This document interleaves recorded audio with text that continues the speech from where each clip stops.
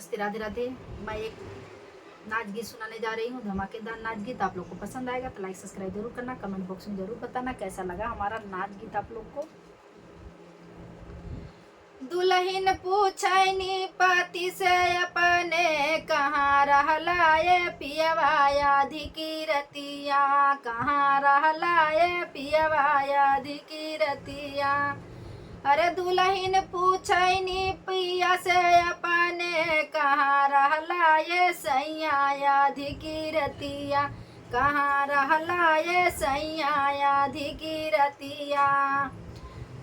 घरवो में खोजली दुअरवो पे खोजली, घरवो में खोजी दुअरवो पे खोजी, खोजी अली हम तो पड़ोसी खटिया, कहाँ रहला ये रजउआ धिकी रतिया, कहाँ रहला ये पियउआ धिकी रतिया।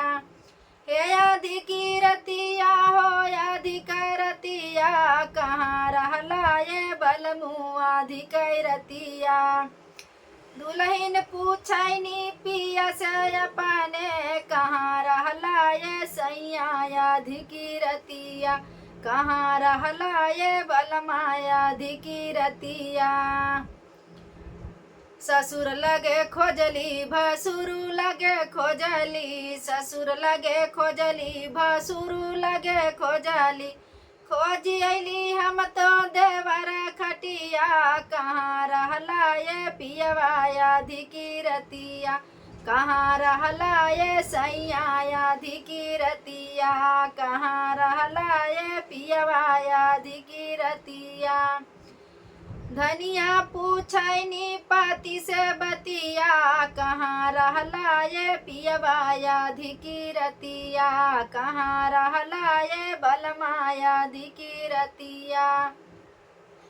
कोठो पे खोजी अटरियो पे खोजली, कोठो पे खोजली अटरियो पे खोजली, खोजी अली हम तो सवत खटिया, कहाँ रहला ये पियवा याधी की रतिया, कहाँ रहला ये बलमा याधी की रतिया। हे अधिक रतिया हो अधिक रतिया, कहाँ रहला ये बलमा याधिक रतिया।